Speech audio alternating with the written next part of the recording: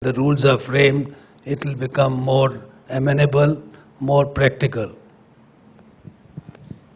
Thank you, Mr. Makhija. Sohail, just to capture from a consultant's perspective or a legal professional perspective, how do you see this act or bill playing out? The approach I've been taking over this companies bill is more philosophical in terms of long pending legislation. As Mr. Makhija said, since 1956, we've really not had any major reform to the Companies Act, and now we are at the threshold of what is a major reform.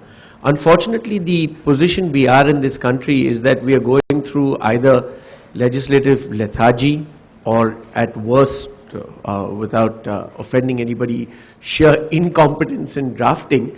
But the fact of the matter is that we have a bill which is far better in many respects to the act that it is replacing.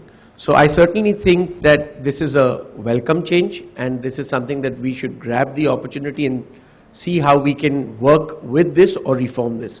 Second, in terms of a bill being a reaction to experience, that is the drafting history the world over. So if you look at the Sarbanes-Oxley Act, it was reactionary. You look at several acts. We were engaged in a drafting process in Afghanistan over some consumer and competition laws. Just the directions or the instructions we had were based on what the economy has experienced or what the minister had seen for his own this. So he wanted, of course that's a terrible example because that's not really an organized economy. But in an economy such as India, that you will have reactionary drafting is a given. And quite honestly, from a legal practitioner's perspective, and I restrict that because we'll come to the implementers or the manager's perspective, from a legal practitioner's perspective, lots of areas which were ambiguous have been clarified. One, independent directors. So this had to do with the case involving Mr. Kampani and the bounce check.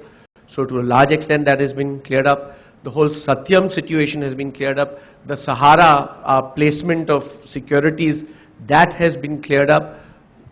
Corporate social responsibility, many companies were already engaging in. It's given some formality to the process. There are no penal consequences.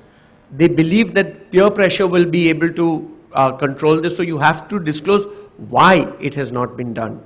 So there are no penal consequences to not doing it, which I think is a mature step. So like this, there are several examples. In terms of how difficult it is for managers, of course, I've had the benefit of talking to Mr. Vasani, who I have tremendous respect for and has been part of this process for the last 7 years, he says. And we heard Mr. Gupta here talk to us about, from a practitioner's perspective, intercorporate deposit, rotation of arbitrators. Yes, I'm sorry, auditors. Rotation of auditors can be a complete pain. But I sit on the board of a scheduled listed bank, and over there, under the Banking Regulation Act, you need to have a rotation of auditors. And I'll tell you this, that it has given me a lot of comfort to have a change of auditor within the process, just as an independent director. So yes, there are practical difficulties, but I think by and large, the vision has been broadly met. The devil is, of course, in the details. It will be an ongoing process to issue notifications, whatever else. But today, the act here and now is a lot better than what it is replacing. Thanks, Sohail. I think, Bharat, I think the next phase of issues that everybody is grappling with, and maybe we can throw some light here, is around would there be transitional provisions? Would there be grandfathering of certain provisions? What happens to acts done under the current act once this bill comes in? So how are we protected from those acts in some form? If you can throw some light around that? I think you raised a very important question, Amrish, because these are the aspects which are very concerned to the operating managers, but many times overlooked. While they have provided for an extreme transition period of 10 years for independent directors, in the sense that the current tenure of whatever they have served, if a person is serving for 25 years also, it will not be counted, and the tenure will begin the day on which the new act is passed and becomes effective. So assuming if it becomes effective on 1st April 2013, I'm just throwing a date, then effectively all those people who were there, the tenure will start running from that date. But there are a large number of provisions which I suspect they would require a suitable provision in the rules, or they can use the power to exempt under clause 462, or they can use the power to remove difficulties under section 470, clause 470. I tell you, the quick ones which come to my mind, one is the entire provisions relating to intercorporate loans, investments and guarantees. While they've chosen to withdraw the exemption given to the loans given to wholly owned subsidiaries or the guarantees given to wholly owned subsidiaries or the investments made, most of the large corporates who have done cross-border acquisitions and they have borrowed monies internationally using subsidiary, which is the only way you can do an LBO structure. Hitherto those, while counting that 60% net worth limit, that entire investment was not counted because the entire section did not apply to investment in subsidiary.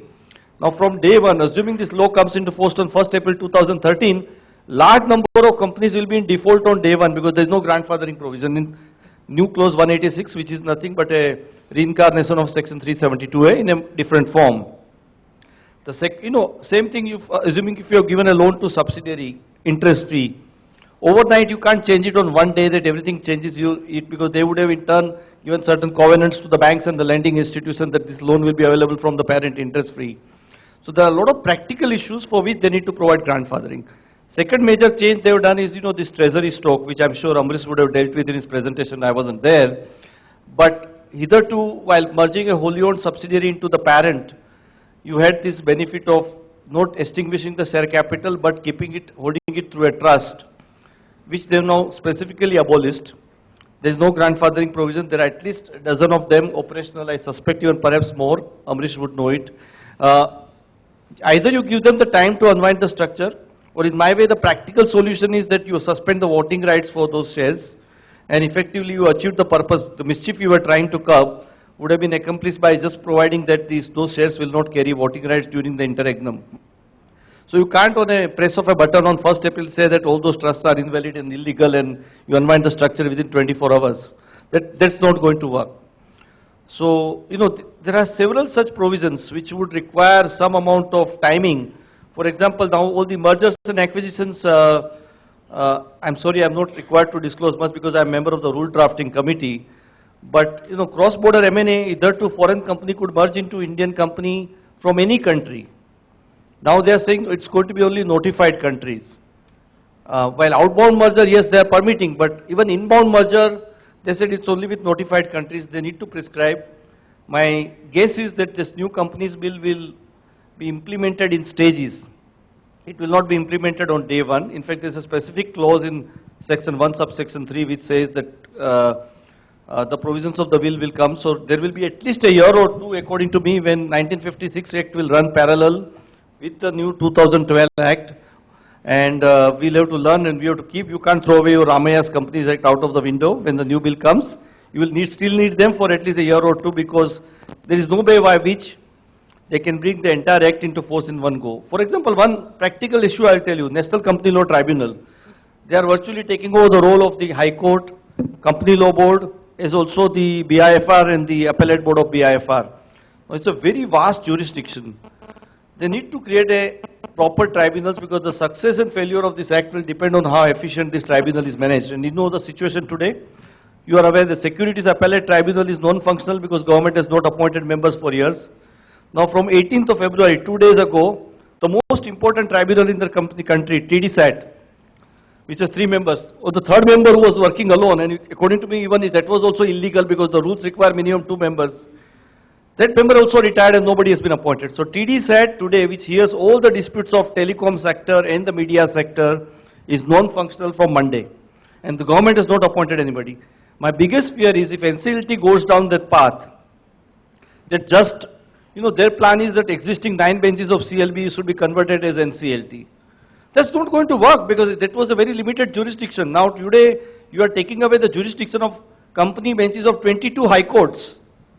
BIFR, whether this NCLT will have the maturity and wisdom to kind of deal with complicated mergers, demergers, bankruptcies, ultimately depends on how it's meant. So I am very, very concerned, Amrish, that it will take a long time before they bring the new act into force.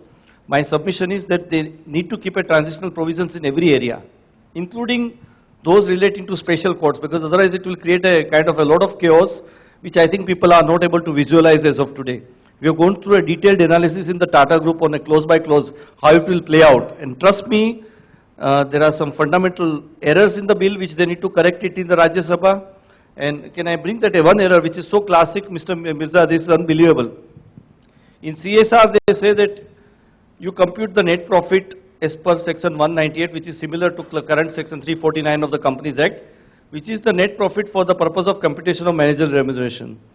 Now, there is a clause there which says that excess of expenditure over income of the previous years from the commencement of this act, prior to the commencement of this act will not be considered. That was the 1960 Act. They bodily lifted and copied that section in section 198. So I may have a 2,000 crores of accumulated loss, but that will not be counted and I have to contribute to CSR from day one.